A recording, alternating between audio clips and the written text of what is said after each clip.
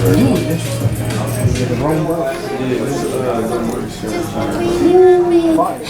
on the brownie. We're ready. Nice to meet you.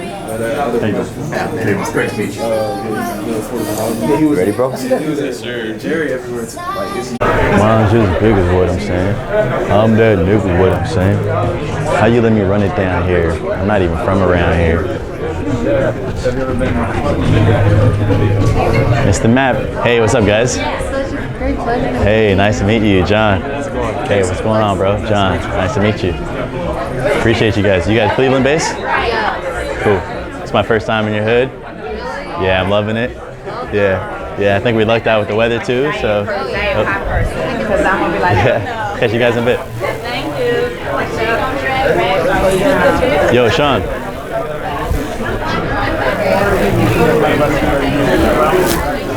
One of the money shots that I want, if we're fortunate to pack this bitch out. Money shot? Yeah, one of the money shots. If we're fortunate to pack this bitch out, it's just like from the back, just like hit the magnitude of the crowd kind of thing. Yeah, that's a given. I'm sure you know, but. So, is there anything else you want me to get in particular? Sometimes I like on the. Sometimes I like a side, so you can like see. Well, it's like if you were here.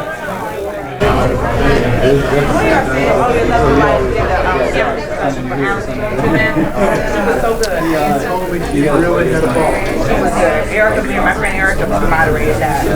Erica Padu. It was great. It was great.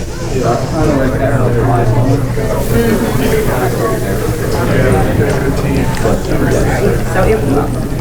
Oh man.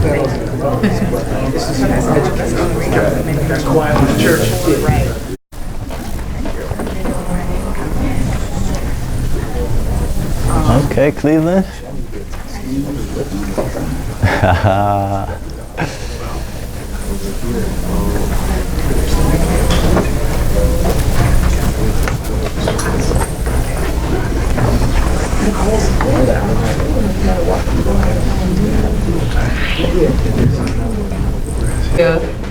We just want to thank you guys so much for coming out today. StartUp, that's what it's all about.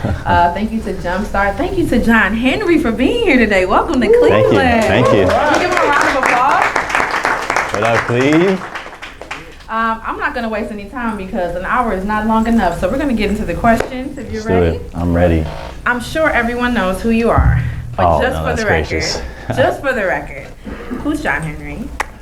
I love that. Well, let me see. Who here has any bit of context and has consumed at least one piece of content of mine? Hands up. Wow, that's awesome. Thank you, guys. That is so deeply humbling. First of all, my first time in Cleveland, so shout out to you guys. Shout out. I feel at home. Appreciate y'all. Who's JH? Listen, I am, first and foremost, just the very, very proud son of immigrant parents who came here from Dominican Republic and who came here in unorthodox ways. I'll leave that to your imagination. And they said, you know what? We're gonna sacrifice our comfort. You know, they gave up their dreams. You know, they gave up their dreams. They gave up any comforts and what have yous, really to put it in the hands of their kids. And I just grew up, and that was never lost on me. That was never lost on me. So we grew up really broke, but we grew up right. You know, we grew up with love. We grew up in the hood, which is, you know, in many respects, you know, some of the more dangerous places, but it's also where I felt the most authentic love, you know? And so before I say, you know, before entrepreneur, before investor and TV host and all that, that's like my root, that's my core, that's who I am. And that now looking back, I've seen that that's informed, you know, and my DNA, and it influences what projects I decide to take on, how I communicate, who I resonate with. And so that's who I am. And so what that's meant professionally, look, I was working as a doorman. A lot of you guys may know this, but I was working as a doorman you know, trying to help my folks out, because, you know, when you're coming from a broke immigrant household, you better believe that your mom's gonna expect you to put some money up to help her out with the bills and stuff. And yeah, so working that, I say opening up doors for people helped open up doors for me. And I did that job with a damn good attitude, and I was fucking shocked that there were doormen there who had been there for years and didn't take care to learn someone's name. I'm like, bro, what are you doing? And then I started noticing, okay, I'm about to take your lunch money. Right? Like my folks showed me what being resourceful is, how to make a whole lot out of nothing. And so I've had that mindset, and, you know, I really believe in the art of the flip. I was able, you know, if life is long and I'm just entering my working years now, I want to give this shit a shot where I could be the one to define, like, you know, my own rubric, my own framework. And I tell you what, that came as a result of me, you know, when I was a doorman, I was trying to do, you know, a great job as a doorman. So I was trying to come up with some innovative ways to greet residents at the building. Like, yo, why don't we greet them with iPads or whatever? And like, you know, when you're working in an environment where your ideas and your perspective and viewpoint isn't welcomed, you know, that slowly weighs on you. And you can become complicit and say, you know what, this is how the workforce is. And you'll see how that robs you of your humanity slowly over time. And I was looking in the face of my then boss, and I was like, that's not a path that I want to go down. And so I'd rather rest on my own shoulders and say, you know what, I screwed up because of my decisions. I lost because it was my bad call. Or I got the upside because it was my call. But I knew that I wanted, like Hove says, just know I chose my own fate. I drove by the fork of the road and went straight. Awesome, thank you. Harlem Capital, let's talk about Harlem Capital. So it is, you guys basically fund women and minorities. Yep. If I have a business and I'm trying to get you guys to look at my business plan, to invest in me, what steps should I take? Yep, good question. Just gonna take a couple steps back here and paint some context on Harlem Capital. Just because, you know, venture capital has, you know, words have images associated with them, and when you think VC, you automatically think, you know, what you're asking. Oh, we're looking for product market fit, and, you know, you must have experts, you know. Let's take a step back.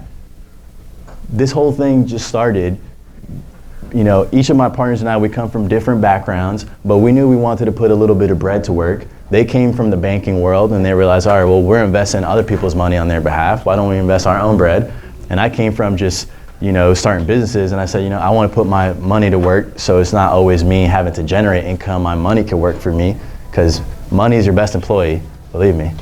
Money don't sleep, right? So if you could find a good home for it, then that shit will just grow on its own. So we came together, decided to put bread into things. We put money into small businesses, cafes, we own a dental practice, you know, a few cash flowing things, and I wanted to feel it out, but the way I like to feel things out is just by doing it. Like, respectfully, you know, you could be an expert and tell me, oh, you should or shouldn't do this, and I'll take your advice and I'll say, okay, thank you. I'm gonna give it a shot now on my own terms. So I wanted to explore the different asset classes, right? So there's small business, right? Where as those businesses grow, there's a cap to how much they can grow because the cost structure and scaling up, like, you know, if you have to open up a restaurant every time, you know, it's very heavy with lease and staff and so forth. We tried real estate, and we tried venture.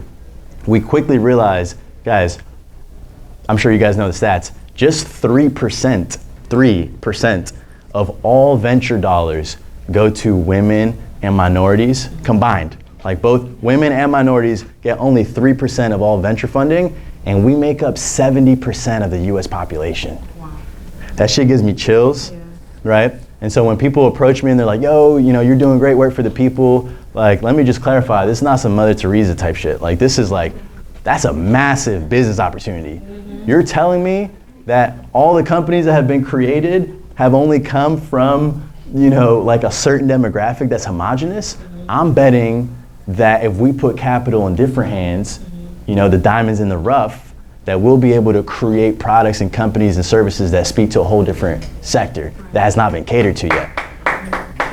Appreciate that. So that said, now it's important to note what I don't believe, and I think is really easy to sensationalize stuff in the media because of the current environment that we live in, and like media publications love sensationalizing shit.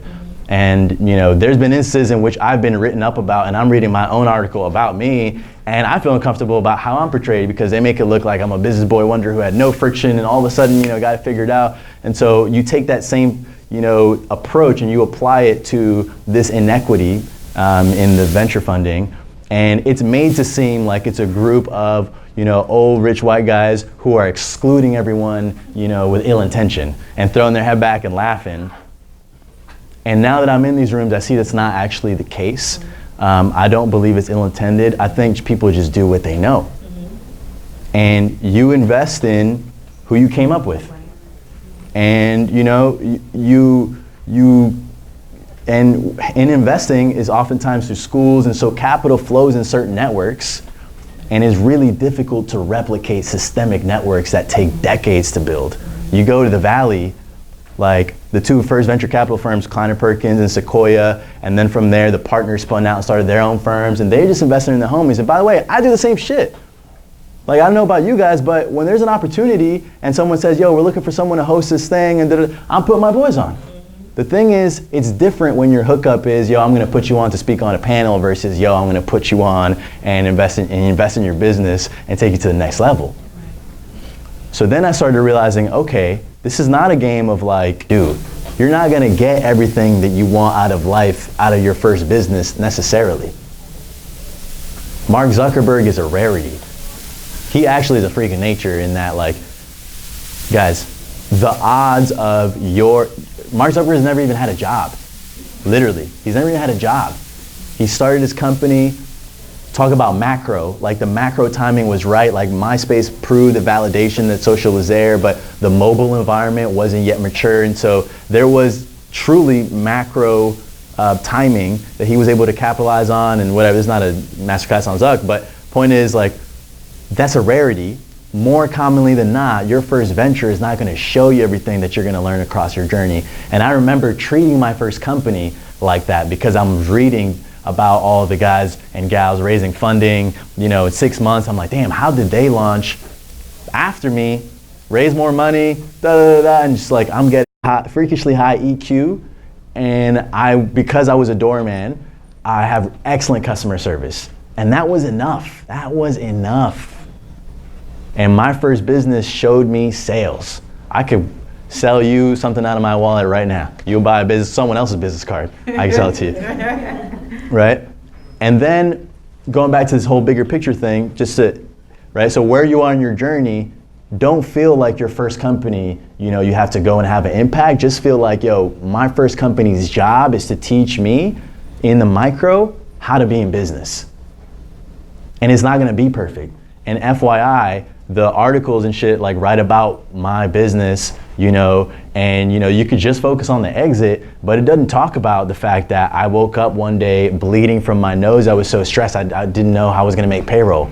It didn't talk about the fact that I was 20 years old running this business. I thought it'd be cool to hit the fucking bar, and the next day I woke up hungover and I missed a client meeting and I lost that account, you know, the next day. And then as a result, I missed my revenue target and I didn't know what I was gonna, you know, it didn't talk about like the first time we rolled out our, you know, app, you know, that I spent way too much money to build and no one fucking used, and I put a bunch of money into PR, and then the next day, like, you know, there was a big bug and your credit card information was on someone else's account, so you were being charged. Like, didn't talk about all the learnings. My first business showed me those. No one can take that away from me. And then my bigger picture evolved as I went on. Then I did co-found Harlem. All right, cool, how can I develop a neighborhood? Then I realized, all right, cool, how can I now build a fund that, you know, and so your bigger picture goes on growing, but don't place that pressure of the bigger picture on you on step one. I think that's great advice, because a lot of times that's why people don't start. Kind of like to that first question, because they don't want to take a risk because they have this huge goal in front of them that you said, I was just trying to make that first business, make that first transaction. So I think that's awesome. To quote another Jay-Z line, you guys, for those of you guys who know, like, hip hop grew me up.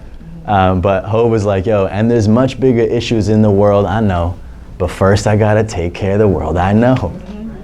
That's it. Good stuff. So a lot of people want to be an entrepreneur because they want to build generational wealth. And I hear people just throw this around all the time. Generational wealth, that's what it's all about, building generational wealth. Yep. How do you get there? Okay, yeah, that's a good question. So twofold. One, about the entrepreneur thing. Guys, unless you are fucking suffocating at your job, I really don't believe that, you have that entrepreneur DNA. Like, you have, like, I didn't get up in this because I wanted that title of being an entrepreneur. I later found out that that's what it was called, but like, you have to be suffocating at your job. Like, it's gotta be like so deeply uncomfortable for you to be told what to do, right? Because there's a lot of other much easier ways to make money than being an entrepreneur. Like, you get in the game because you think you're gonna have more time and less bosses, and then you realize every customer is a boss, and you have way less time than the job, and for the first few years you're making almost no money, and in a lot of cases when you sell the business, you didn't read about the fact that venture capitalists have, the way they stack the cap table, some of the headline exits that you guys read about, the founders almost didn't make anything. And so, like, you really got to jump in, either because you're suffocating at your job, you can't stand it, or you come across something that keeps you up at night and you're like, I would not be able to live with myself if I didn't at least give this a shot. If you don't have that magnetic pull, then I would say kick back. If you have an interest in it, cool, nurture your network, because who you do this with is more important than what you decide to do. Trust. You can take a regular ass idea, but if you're with a few all-star homies that like, you guys rock together, and people, by the way, that old saying like, yo, don't do business with your friends, that's a load of shit. Like, you need to do business with someone that you know how they are in their lows. You need to understand their temperaments. We all have a friend that when you hear them talking, they're like, yeah, I took them to court. And like, they're talking about like how quick they are to take motherfuckers to court. They will take you to court, believe me, when something goes wrong. Like, you need to understand people's temperaments, and I really believe in doing business with someone that you understand really well, right? So don't put that pressure on yourself. Like, I'd rather you wait an extra year and get to kick it with more people and start a little bit later if you don't have that, maniac kind of drive to do a particular thing. Now, about building generational wealth, guys, I discovered a number of things. One, I realized, early on I realized I've been good at earning money. I'm a beast at earning, right? And your ability to earn is directly reciprocal to how differentiated of a viewpoint you have in the marketplace, right? Like, how unique of a point of view, how differently have you done it? Right? Like, some of you guys know, I always say like, yo, you gotta be custom, right? Because think about the value of a jacket at Zara. It's like 20, 30, 40 bucks. And then think about a value of a custom piece, right? And so your skill, how good you get at your skill, and we all have different skills. This is one of my skills. I get paid to do this. Cool, my earning power's gone up. I went from, my first side hustle, I used to make 5K in 3 months, and then I got to the point where I could make 5K in 1 week. So the first piece of this generational wealth thing is building up your earning power. What's your skill? Is your skill video like Sean Mapp and his team? Cool, that's how he's eating, right? Is your skill, making arts and crafts jewelry? Cool, how distinctive a footprint can you have in that lane? And so once you understand, you use your skill to earn bread. Now, moving on to the next step, I got to a point where I was making a lot of money and I didn't know where I was going. And my mom asked me one day after I sold my business, she said, John, what do you have to show for the fact that you sold your business? And I had to look at her in the eyes and say, nothing. I took that cash and I was building my next company with it, which was an incubator. But when you put the money in an operating company, you guys know how it goes. It comes and it goes, it comes and it goes, and you never really, the concentration of capital, if you don't park it somewhere, it's gonna go away. And I learned in that moment, I got the fucking game in that moment. I realized, oh, okay, you're gonna go broke, regardless. Like, when you have a concentration of capital, unless you're a very disciplined saver, and I would venture to say that most people aren't, and I sure as hell know I'm not. I said, all right, if I'm gonna lose this concentration of capital when I have it, whether then I'm gonna make sure that I'm gonna go broke investing in assets. Otherwise, you never know where it goes. It just goes. How many of you guys have had like $500, $1,000, $2,000, $5,000, and then you look at your account and you're like, yo, where does it all go? And you actually, how many of you guys, raise your hand, have actually gone through the bank statement and like try to see if the bank fucked up on their math? You know what I'm saying? And so like when I realized like, okay, so now I get the game. Like, so the first piece of the game was like getting good at earning. And by the way, you want to know a really dope hack? When you can get to the point where your earning is decoupled from your time. Yes. Right? And not on some, I'm not talking about these fucking online marketers that are kicking back in Thailand and running Facebook ads and being like, and if you can't find something that earns more than that, you can't call yourself an entrepreneur. Right? And then you start understanding leverage. The first time I bought my property, they gave me a $500,000 mortgage at 4% interest rate, and so that blew my mind. I was like, yo, you're meaning to tell me you'll give me this much money and you're only charging me 4% across 30 years? Like, I'll be damned if I can't take that capital and find something that can make me 20%, pay you your 4, keep the 16. And so, you start learning more intricacies as you go along, but the basic blueprint, again, summed up, is 1, get your skills up so that you can command more. 2, go broke but on good shit, not dumb shit. And 3, find what home where you want to park your capital. I happen to really like real estate. I happen to like startups, but you might be an expert in restaurants. You might be like, yo, I understand this business, I'm gonna put it here. Someone else might be like, yo, merchandising is my thing, I'm gonna put my bread here. And so you learn where to park your cash, and then it all works in tandem. Great segue to my next question. Why is real estate a major key? All right, I'm gonna break it down like this. Real estate is a major key for the following reason. Not because I say so, or you say so, or anyone who's got real estate say so, but it's because of the bank. And here's what I mean. Here's what I've learned, actually. We talked about this yesterday. I was in a little panel. The bank has a very special relationship with real estate that it does not have with a regular operating company. When I was running my first business, I got contracts with Law & Order, Boardwalk Empire, you name it. My business was making 50 grand a month, and I tried to go and get a loan for 50 grand, and I got denied. And it's like the bank, right? It's really important to understand like how capital behaves. There's different kinds of money and it all behaves differently. And the bank is very risk averse, and they're not gonna bet on your operating company because they don't know about hair extensions. They don't know about, laundry. Like, that's just, they don't want to touch that. But what the bank places an intrinsic value on is real estate. Because they know if you don't pay your money, at the very least, they're gonna have an asset. And so real estate is key because when you park your money, again, you get good at skills, you learn to have the discipline to go broke on good shit, and then when you park it in an asset like this, then you get the bank working for you. And then you understand once you have a piece of real estate, you can then borrow against this same building that you bought to get another one. Another one. Right? And then you can keep it going. And now, I'll blow your fucking minds with this one. This shit is crazy, right? I realized you can buy an asset. I bought an asset for cheap because it was so, the banks won't loan to you for anything unless it's fully occupied and, because they don't like risk. So I bought an asset for really cheap that was completely vacant, broke down. I used a private lender. I found someone there's companies that do this, and they'll give you a higher interest rate, but they'll loan you the money, right? They gave me the financing to buy the asset, and they also finance the repairs, right?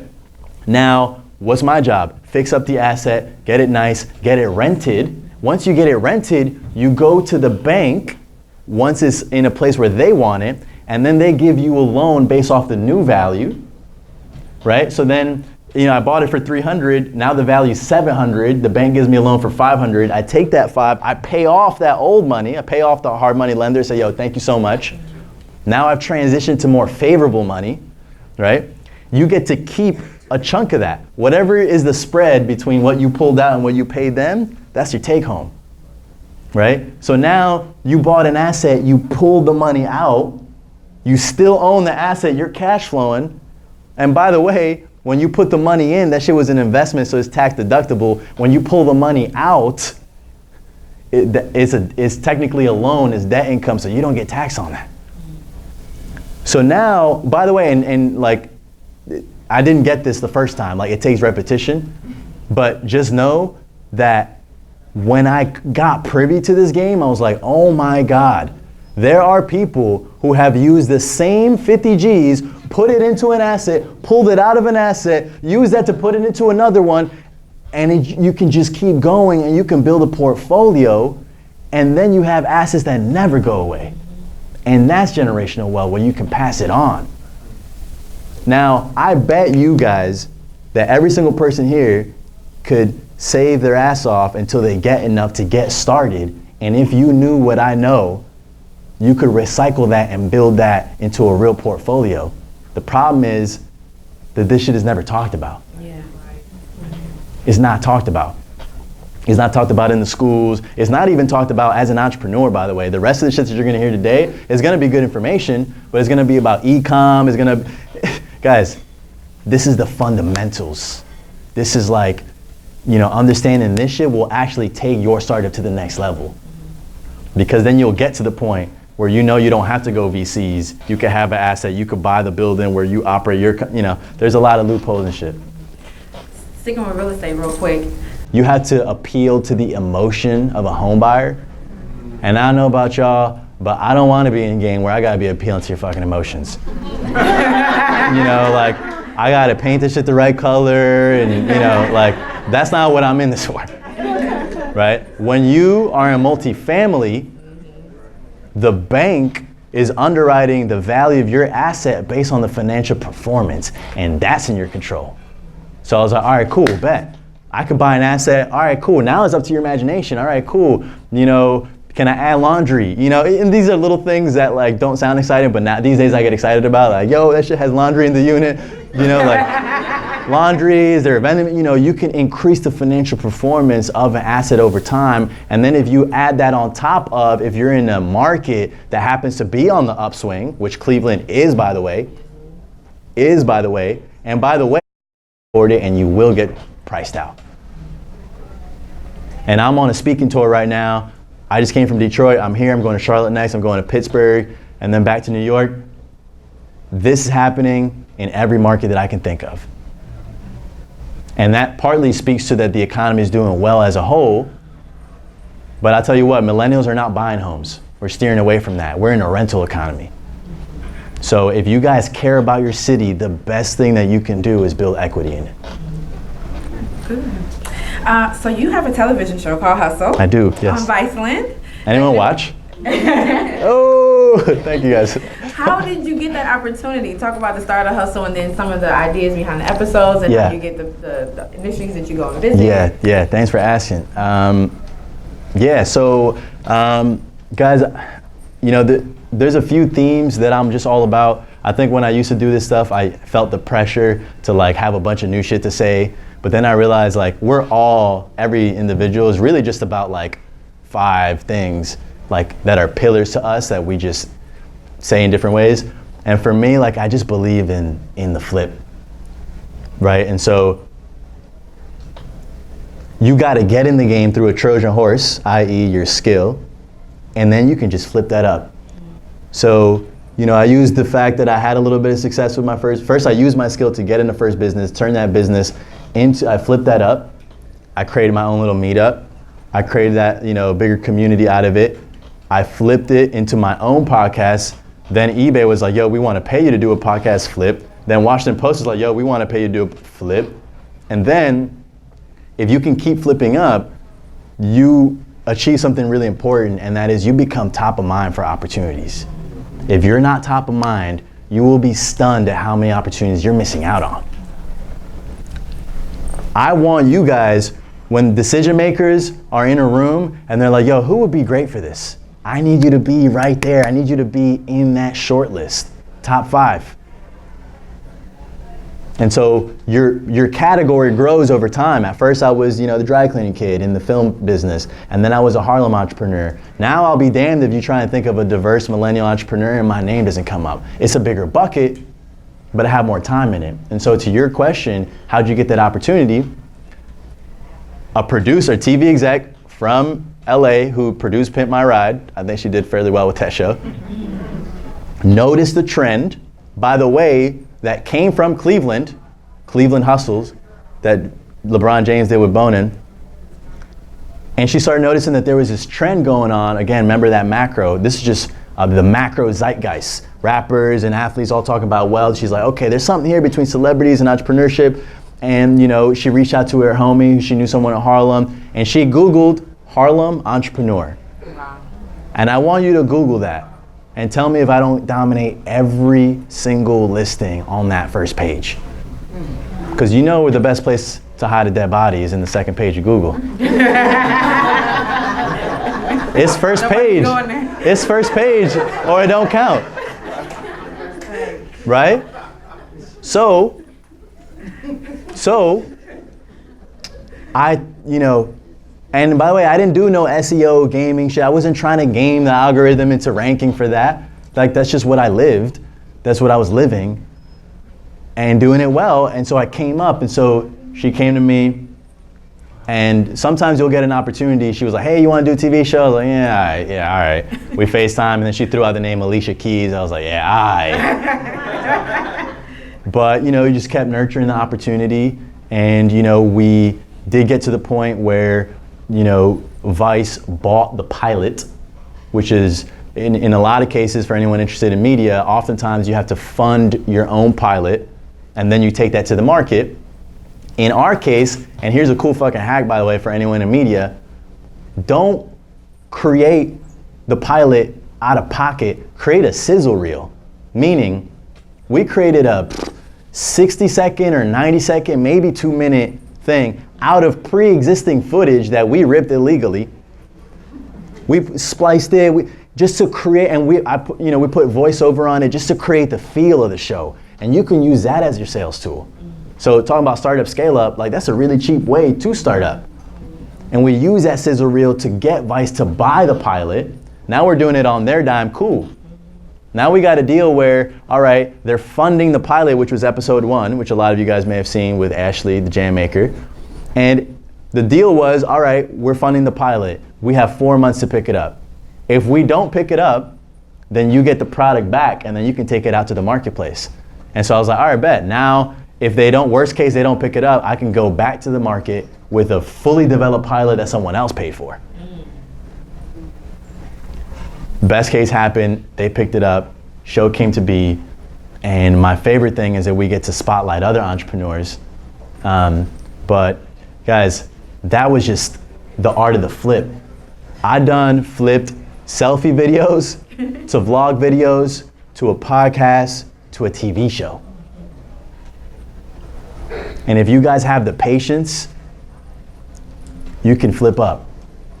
This is what you call the flip. 10 keys from a quarter brick. Bentley from his mama whip. Right? So that's what I believe it takes, is flipping it up. Starting small. Remember, treat step 1 with as much with as much respect as you do the end goal.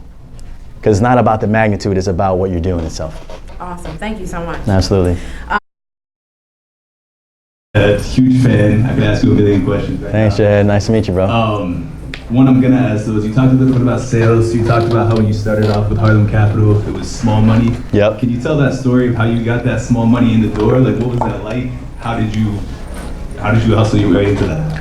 Yeah, I mean, you know, small money, we're talking about, it was 3K, you know, between 3K and it was like each of my partners would put up a little bit of bread. Now, look, in this game, there's just like actuality where like if you don't have the discipline and the hustle to at least be able to save up a little bit, then you're never gonna make it in the game. And so I realized that, all right, cool, you know, let me just get on my shit and try and, you know, get there at least, because that's gonna be my ticket in. We done flipped, remember, back to the flip, we flipped, you know, little 10K investments between 4 people, that's 2.5K, that's not a whole lot of bread. I do believe that if anyone's truly motivated, you could, you know, live lean as fuck for the next 6 months and, you know, get on your hustle and build that up. And if you're fortunate to find a few homies who are about the same thing, and then you put your bread, knowing, by the way, that you're probably gonna lose that bread. I don't think we've seen $1 from any of the angel investments we made. But what it did is it built our reps, it built our chops. And we flipped that into, you know, the fund that we have now. Now we went from 20K to 20 million, right? But it, you know, it was the flip. And so to your question, I think you just gotta be comfortable with getting lean and putting bread away to do what you say you wanna do.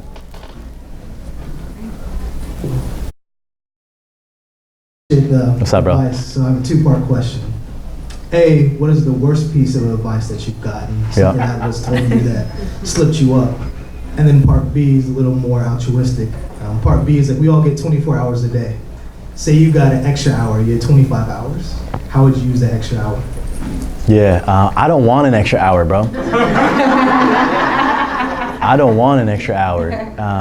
I think the even playing field keeps us true. And like, I love that this game is entirely dependent on what you decide to do with your shit. And like, if I lose because, you know, like Kobe talks about because of 4 a.m., like he would wake up at 4 a.m. to get an extra practice in over the other players. And so he got incrementally better, but then over time that shit compounded and he became one of the greats. If I lose because I didn't have that discipline, I wanna wear that L on my fucking head. I wanna get a tattoo that says L, right? And so the fact that we are on an even playing field, you know, with time, I do understand there's systemic advantages, and you know, I don't want to ignore the gravitas of those, but I very much love even level playing field. And then to your first question, which was worst piece of advice. I think the worst piece of advice I got was a guy was like, "Yo, better is the enemy of good." And I was like, "What does that mean?" And he said, look, because I was trying to over deliver on something, and he said, "Yo, by you trying to make it better, you screwed up, you know, what was good." And I sat with that, and I was like, "Yo, that's the worst piece of advice I've ever heard." Because then you're telling me, "Yo, don't try to do it better to sit here." That's a risk I think we should all be willing to take. I'd rather take a risk trying to make it better than just trying to deliver complacency. Take that risk. Try and make it better. Try and do something wildly different. When I used to pick up your laundry, I would hand you a fucking chocolate chip cookie.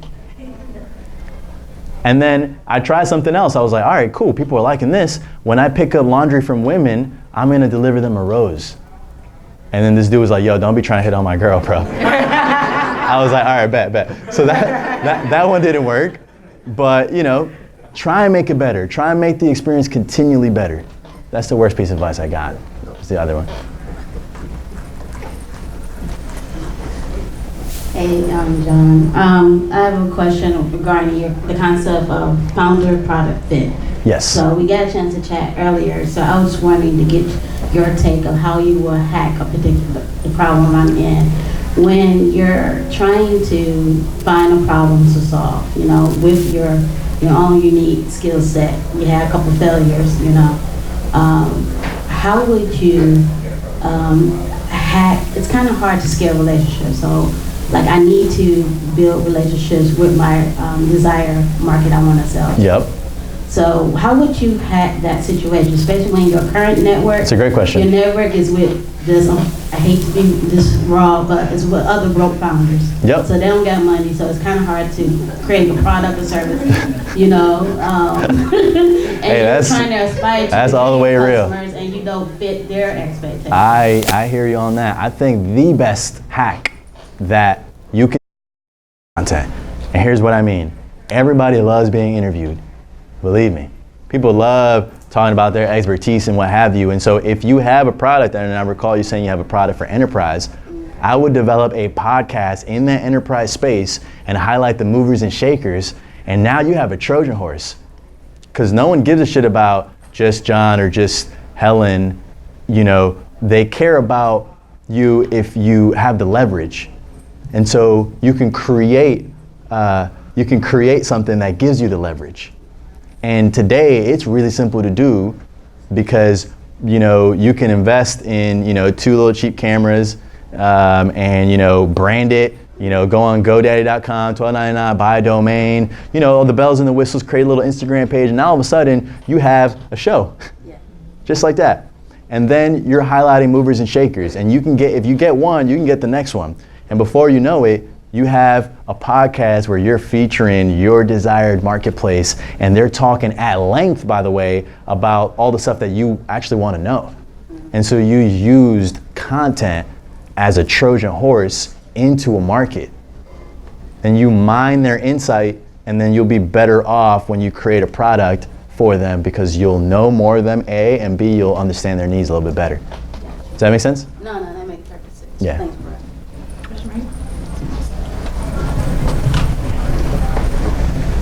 With regards to all the old quotes, which album you go to when you hustle more? For me, it's Reasonable Doubt every time. Okay. Actually, when I'm in hustle mode these days, I throw on my man Nips. Rest in peace, bro. Yeah, that brother was just about something special, you know? And I'm not even gonna front like I'm a lifelong listener of Nips. You know, it's more like he passed away and that hit me right here and I had to dissect why. And then I realized like, yo, what he did, he bought his own hood where he grew up and someone from that own hood took his life.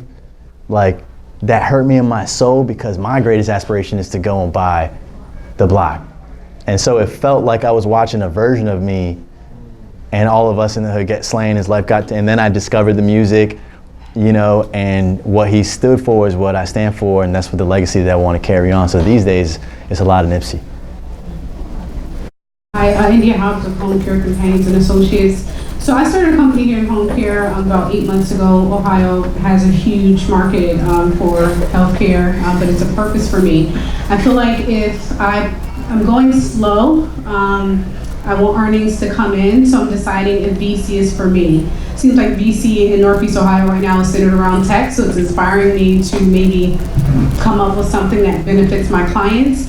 But just looking for some tips as far as, is VC, you know, should I lean on VC for that direct marketing and those resources to accelerate things? Or should I pace like this network, build my own ground off private pay, and then just kind of have that out there? Like, I want to go into VC, but I'm not sure if it's right for me. Yeah, let me tell you a really twisted truth about venture. The people who need venture the most are the least likely to get it. And here's what I mean. When you approach the table and you're like, yo, I really want money because I need to figure out everything that's going on, you're either too early or it's not a fit altogether.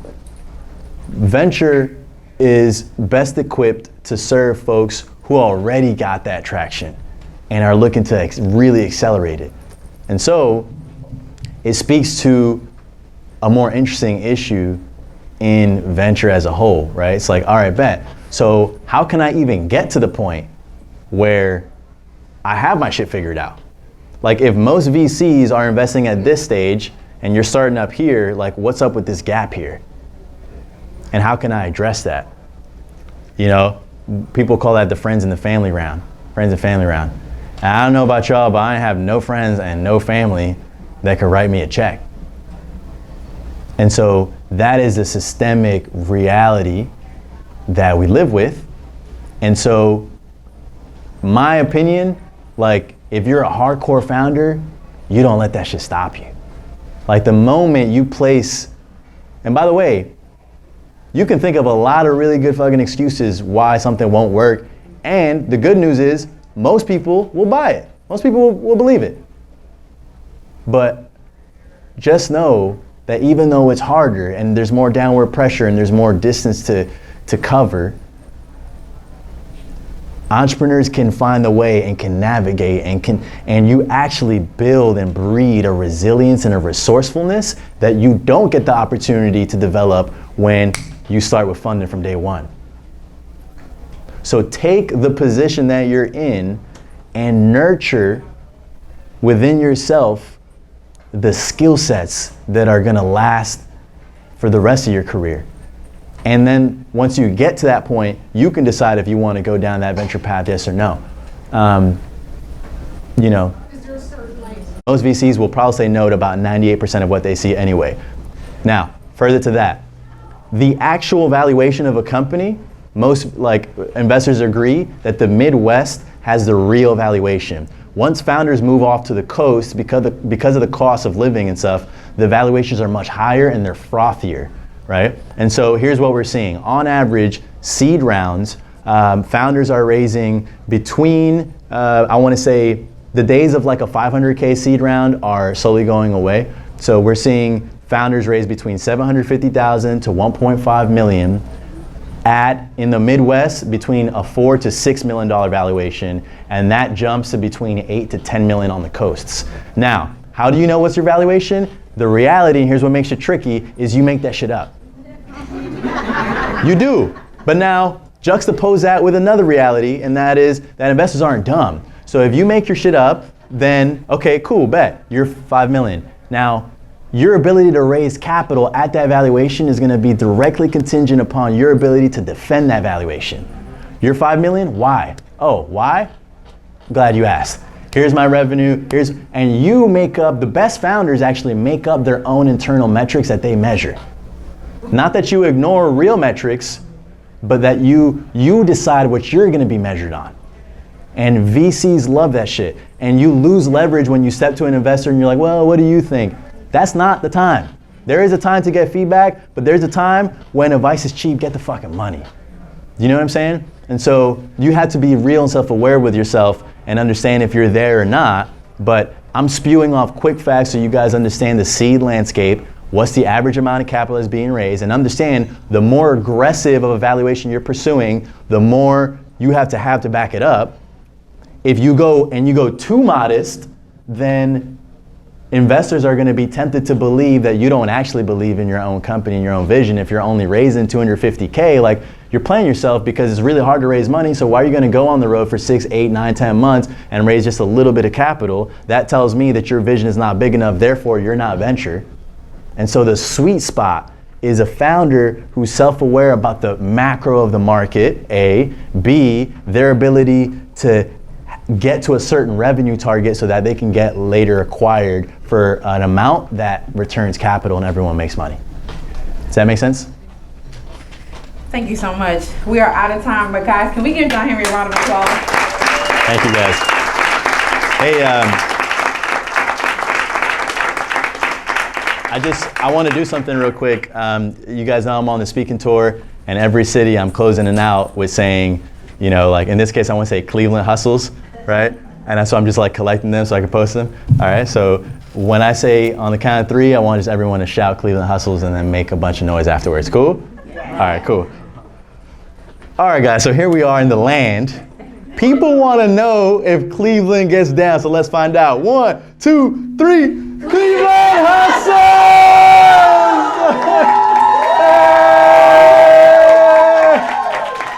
That was lit. Thank you, guys. Thank you. Thanks, everybody. Great, that was awesome. Thank you. Take a photo, bro. Sure.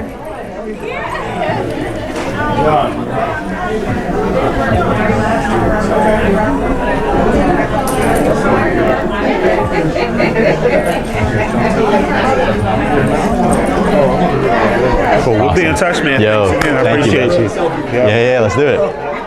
Oh, can I get a real quick picture? Selfie action? Yeah, man, of course. All right. Excellent. Yes, sir. Yo, thank you, man. Man, I God appreciate bless, you. man. Thank you, bro. It's, inspiring, encouraging, practical, insightful, and real. Wow, that's Thank you, awesome. man. Thank you, bro. That means a lot. All right, man. Hit me anytime, bro. Yeah, all right, here, let me share my Appreciate the advice, bro. Yo, thank you, bro. Yeah, man, I'll connect on IG, bro. Hit me anytime, dude. Appreciate you, man. For real. Good stuff, Time. man. Kill that, my Yeah, brother. thank Get you, quick- bro. quick- Let's do quick it. shot here.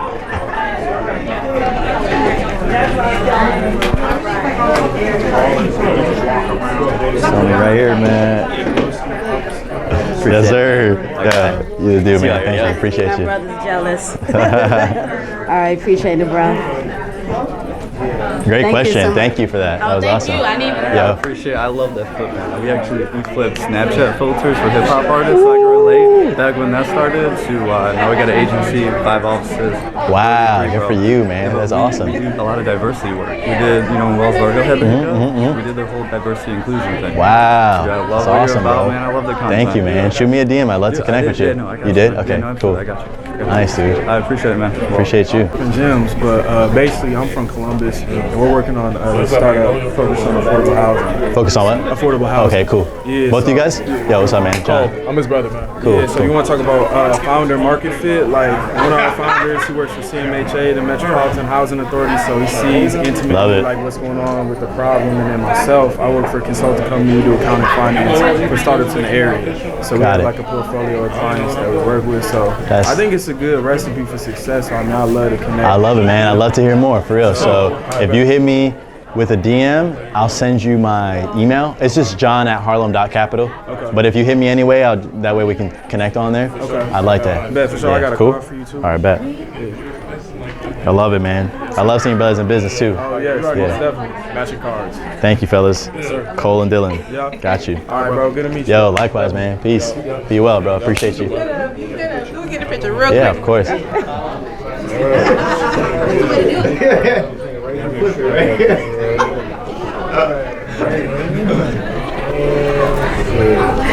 Thank you.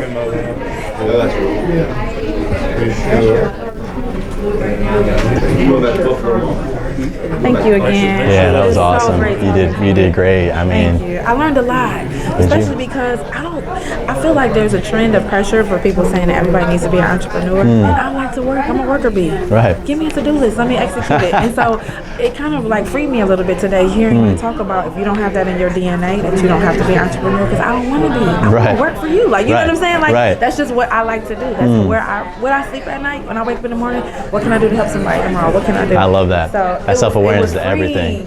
That's Thank awesome. you. No doubt. Thank you. Let's stay in touch. Yeah, absolutely. Here, let me pop my number in your phone so you can shoot me a text. Yeah, okay, bet.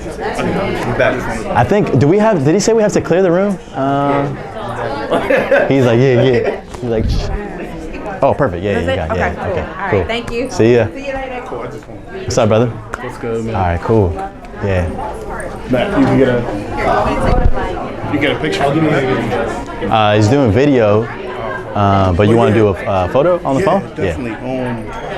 What I do want to ask you is, how do you be more appealing to you guys at Harlem Capital? So I actually came from 3 hours away from Buffalo, so I'm in the startup scene up top. I'm from Brooklyn, but they have a huge startup community that's happening up there, and Buffalo is cheaper, especially when it comes to real estate and everything like that. We got a lot of people from Buffalo today, actually.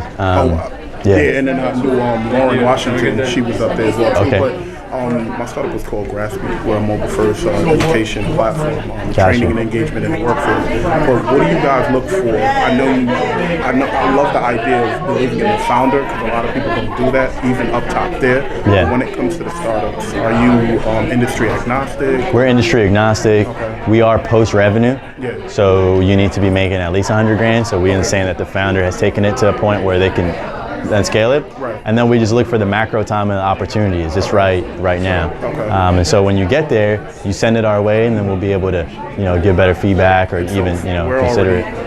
Cool. We have pilots that we're making money off of. Send it over. Send the deal over. Yeah. Send it over on through my email, john@harlem.capital. Okay. We'll take a look. All right, cool. Cool? Let me just grab a picture. Let's do it. Awesome, man. Love it. Thanks. Yeah, man. appreciate you, man. Appreciate all the jewels. Yo, I'm too. looking forward to it. Yeah. Hey, what's going on, bro? I'm Jeff, man. Nice to meet you. Likewise, bro. Thanks for coming out. Really meant a lot to see you here. Cool, man. You want to do this? Yeah, all three of us. Right? So. Thank you. Sorry. I'm sorry.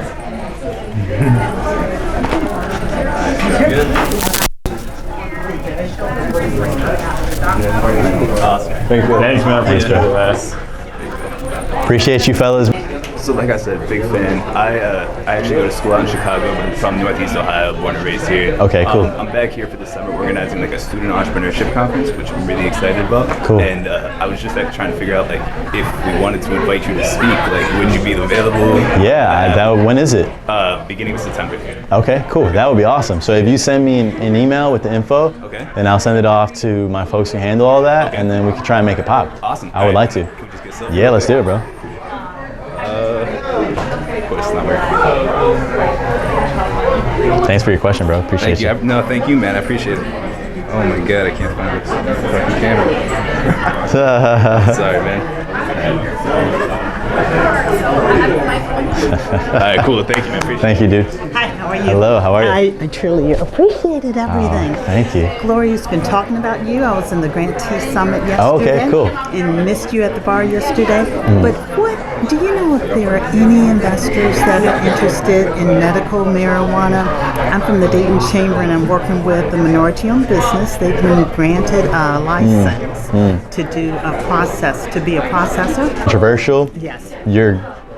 And if you want to be in that space, you're going to have to get comfortable with that. Most people are going to, discard it. Yes. But, the long tail, the upside is going to be there.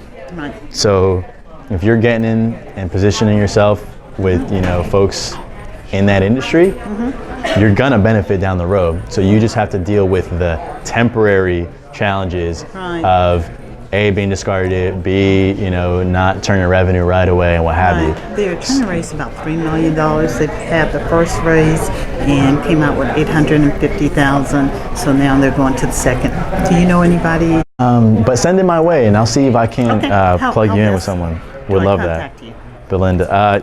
I'm John at harlem.capital is my email, but I'll drop you a note and then we'll take it from there. All right. Thank you so much. Pleasure to meet you. Thank you for being here. Hi. Hello. I'm Wa Piles McManus, Wa like water. Hi, Wa. I'm with Cher. Nice I to think meet that you. we have a lot of missions together. We help people who live in underserved communities get to jobs, healthcare, and other things. So awesome.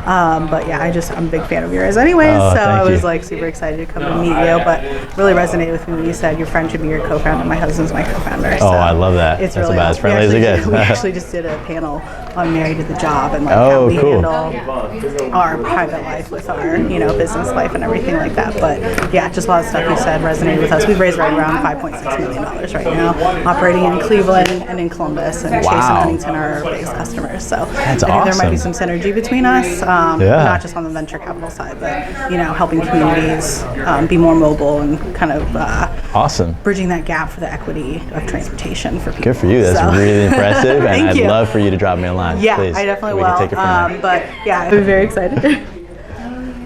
See, my selfie skills aren't that great. Do you want to get it for you? I got it. Thank you so much. Thank you. So nice meeting you. Absolutely. Nice to meet you. What up, bro? Nice to see you. So we're halfway through closing our $1.5 million round. Cool. Good for you. In here in Cleveland, so we had to go outsource for it. Everything you said was totally 100%. The valuation is BS, and it took us a while to figure that out. Right. So we followed the Blavity blueprint. But my question is, what happened to Arlen and on the West Coast? Does that scare you guys at all? Nope. Investing? Does that change? Nope. How your appetite? Nope. Is she going to rebound? What do you think? I don't know, but it doesn't scare us because our fund model and fund strategy is completely different. When you have a fund model where you're investing, 25K checks in 100 companies, even if that company pops and gets a 10x, you're not moving the needle on the fund. So we take bigger positions, 250 to $1 million. We like to lead. We play nice, we follow as well. But our fund model is just intrinsically different than like some of the other players. You guys are playing in the 750 round. Yeah. That being said. Yeah, thereabouts. Yeah, I would love to get a scoop. Drop me a note, John at harlem.capital. Okay. We'd love to take a look, man, for real. Perfect. Yo, appreciate you. A selfie sticker.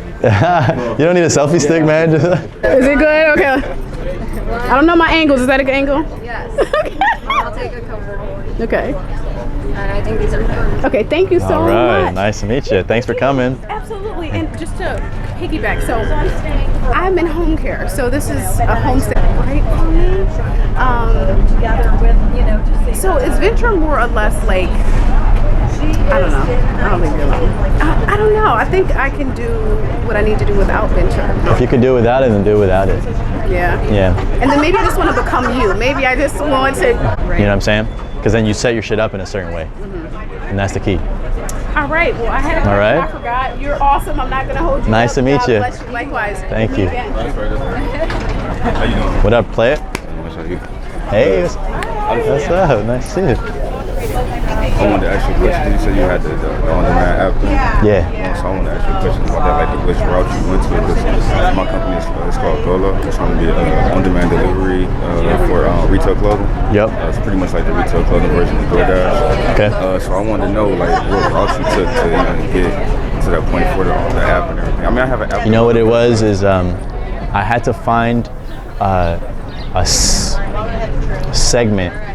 Like I had to find a customer base that no one else was playing in. Right? Because if I would have done on-demand laundry for like regular people, like regular transactions, I would have failed. The unit economics don't work in your favor when you gotta, deploy a driver in a car, blah, blah, blah, and you make $2. It works better when you can find a larger customer and you can do more volume with them.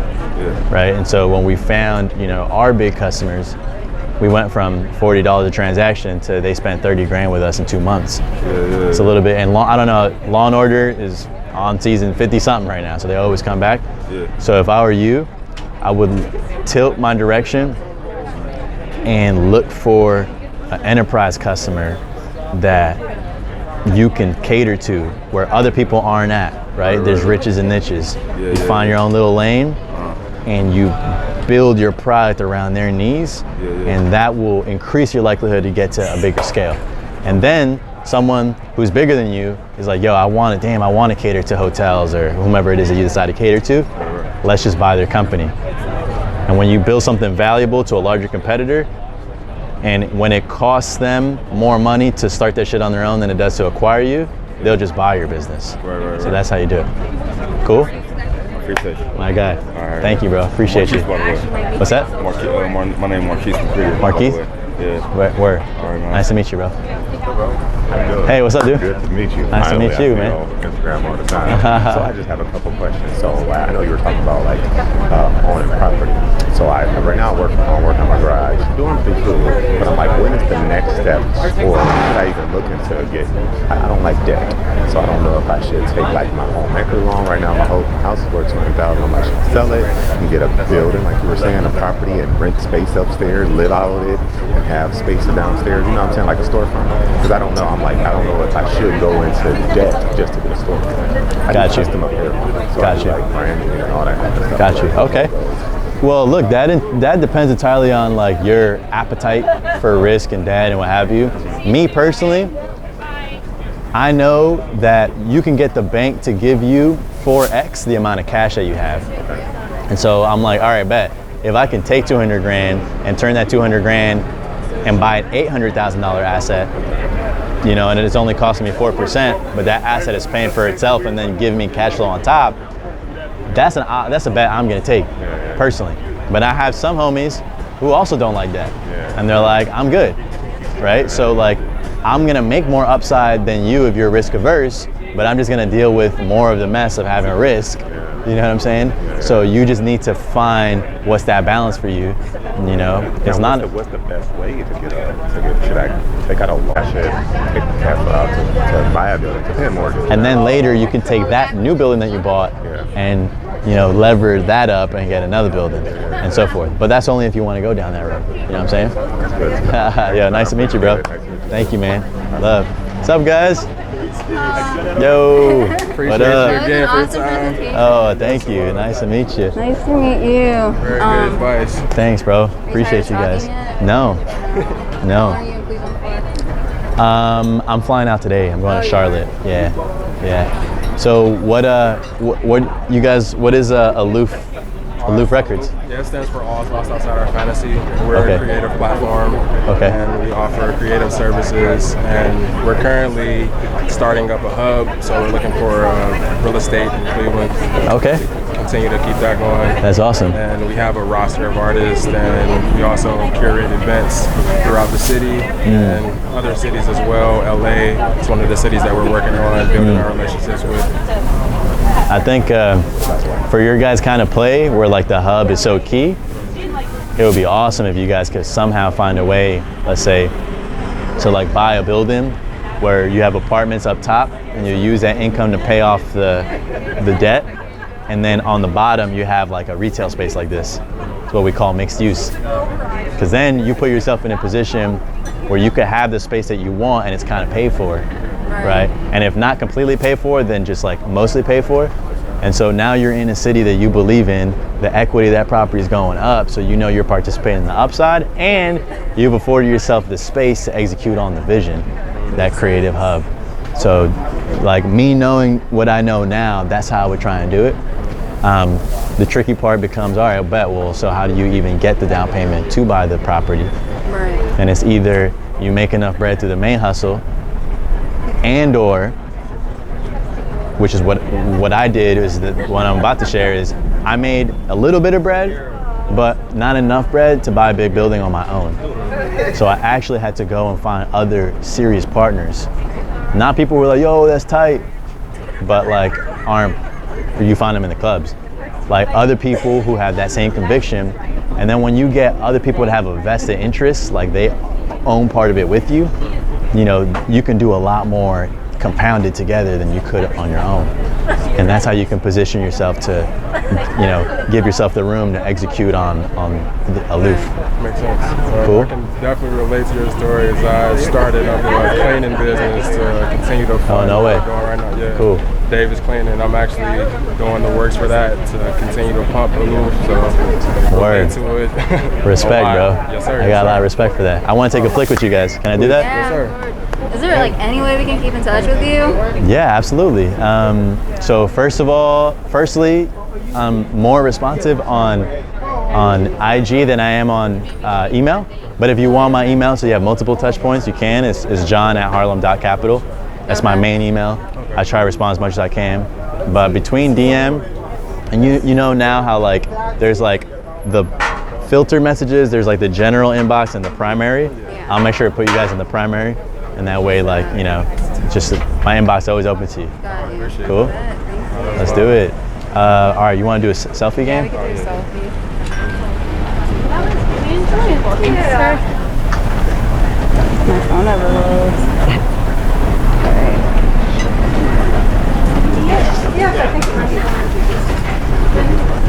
Hey.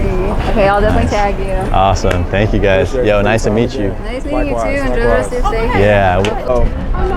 I'm cool with Sebastian. Oh yeah? Yeah, That's my dude, bro. Yeah. Social club. Yeah, that's my dude, bro. So when I look at the VC world, is it similar to like the record deal in the sense that Ding, ding, ding, ding, ding, ding, ding. That's the most similar comparison that I can make, actually. In fact, next time I talk about venture, I'm gonna talk about it in that way. Okay. Where you sign a bunch of artists that you think has the potential to take off.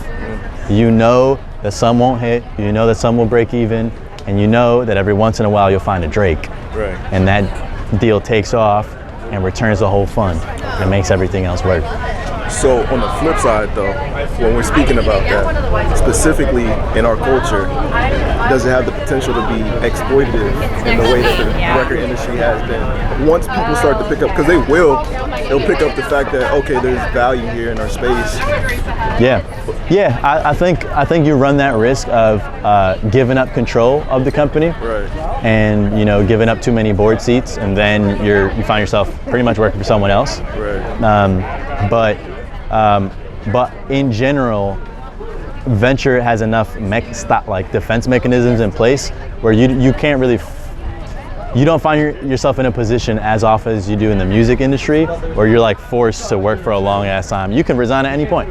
Right. Okay. Right. The thing about in startups though, in venture, if you as a founder, if I invest in you, let's say you own 40% of the company, you don't own that 40% right away. you actually own it over time. That's called vesting. Yeah. So if you leave year one, then you walk away with the equity that you earned in year one, and you return whatever you did was unvested. Right. Does that make sense? So can you talk about like culture as an asset? Yeah. Like, It's an asset. Well, I mean, like, all right, so like Sebastian, I don't know how deep you are into what he's doing. So I worked at a walking company like 2014. Okay. Out on the West Coast.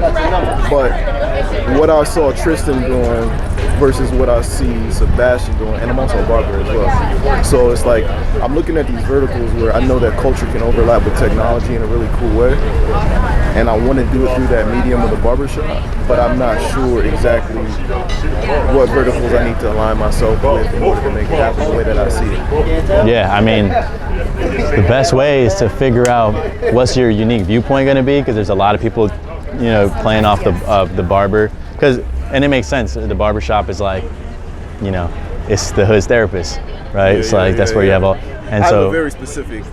Great. So now you have a specific point of view. Yeah. The next step is you get a rough concept going, and then you flip that up. And once you have something that you could show to people, you can get brands like Quicken Loans or the Cavs or whomever to be like, yo, we want to back this content series, you know, and then they'll write you a 20, 25K, 50K check to produce a content series. Do you know what I'm saying? And then you can take that content series that you own, by the way, they just backed, and then you can take that franchise and spin it into a product line if you wanted, or a barbershop if you wanted, or a merch line, or, you know what I'm saying? So like, once you get to the point where you got in the game, you can take whatever you got in the game with and turn it into more shit. The hard part is taking 0 and flipping it into 1. So do you see any spaces like is it more so that you're looking, all right, as a VC, are you looking more for like the person who has the hype, or is it the person who has the resume? Because sometimes they're not the same person. No, you can see through the hype pretty quickly. Okay. But the best combination is when you have someone who can execute and also knows how to get the machines going for them, the noise machine. Right? Because like, yeah, you can execute on the low, and I know guys and gals that can operate and crush it that way. But the reality of the market that we live in, we all over-index on social media, right? And so if you can get good at the execution and the storytelling, you have an outsized chance at winning in a business climate today. Okay. Cool? Yeah, that's so, and they're two separate skill sets, by the way. You can get really good at fucking storytelling, getting people hype, and not know how to run the business. And you can get good at running the business and not know how to storytell. So they're two separate skill sets that you got to nurture independently. You got to flex them to get good at them. Last question. So I got this guy's call, right? Yeah, Jared, he was here, yeah. One of the things I want to do is kind of like build relationships around the sports teams here. It's kind of hard knocking those doors down, coming from the angle that I'm a barber. I'm also like a designer, like I said. When I go to approach this guy and I have these concepts and these ideas, I think that'll be an immediate like, he might not know what he's doing if I come out the barber angle. How do I present myself in a way that's not a lie in terms of what I'm trying to do, but presents myself as like, you gotta have the humility right now that you don't have the leverage. Right. That's a reality, right? And that's what you're asking, right? It's like, you don't have the leverage. Right. So how can you even get their attention? Yeah. It's really either you unlock his heart as an individual and he decides to do something, even if it's less than what you wanted, but he's gonna fuck with you just because he likes you. Or what I'd rather bet on is you build something to give you the leverage. Yeah. Because the longer you don't have that thing that gives you the leverage, the less partnerships you're gonna be able to really strike up. Leverage now people, viewers, leverage as in anything. Leverage could be money, leverage could be audience, leverage could be, a really powerful platform, a really hot brand, a really poppin' barbershop. Yeah. The leverage is, you need to have something where you can bring it to the table and it's got value, and until you have that, you're really at a disadvantage in any kind of negotiation. And so now people give a shit about what I have to say because I have Vice. But before I had Vice, I had Washington Post, and before I had them, I had eBay. And you run that all the way back, and there came a point where I started from scratch. And I used the gift that I had, and I built a business, and from that business I've been able to flip up. So you gotta find what's gonna be your way into the game. What book should I read? What should I be reading? Right? Fuck a book, man. Fuck a book. Nah, don't say that, man. Fuck a book. Don't say that, man. Nah. I mean, books have knowledge, but like, I'd rather you go out there and try and, you know, learn by doing. Yeah. Okay, I see. You know what I'm saying? Go out there and you get punched in the jaw a little bit. Right. You know, take some hits. Yeah. Got to get up in the paint. Right. You know what I'm saying? Yeah. And then you learn a lot more that way. And then you write your book based on what you learned, and you get a book deal and you sell that shit. You know what I'm saying? Yeah. We're out here to, you know, build some bread, build some equity. No doubt, man. Yeah. Talk to you, man. Yeah, appreciate you. I remember my question. Right now, leading a 15-year career in financial services. I currently work escalations for the CEO of Bank of America. So I started this home care company, and like you talked about that, you would think working for the CEO of one of the biggest banks, but no, it's my passion is helping people. But here in Northeast Ohio, there's a huge focus on tech, right? So I want to grow and I want to be efficient, but I also want to be smart with my access to capital. So just some advice. I think I know the answer, but from somebody who's in the business.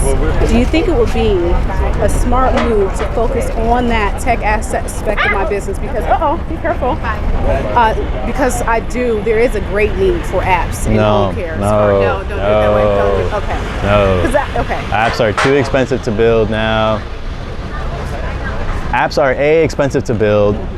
B, unless you have that resource in-house, you know, it's gonna cost you more than you have as a startup. And C, no one's using apps anyway.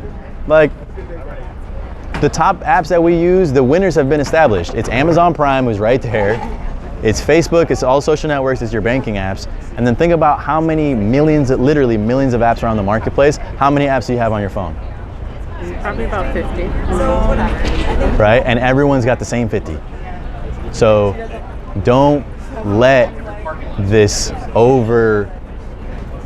glamorizing of the app stop you from building the thing of value, which is the actual business. You're right. Okay? And that's what I feel, but I'm like, I'm a hustler. So it's like, do you get the money and build the app and then we're not are you waiting for him? You played it and get the kind of capital, resources, and whatever that this is attracted to. And you got to live with the reality that if you don't have the tech piece, it's a different business, but that's okay. We're going to a different business. For right now, Because there is a huge opportunity for licenses and structure for owners of home care companies, like Totally. for staffing. And you don't need tech for that. I don't, and I'm actually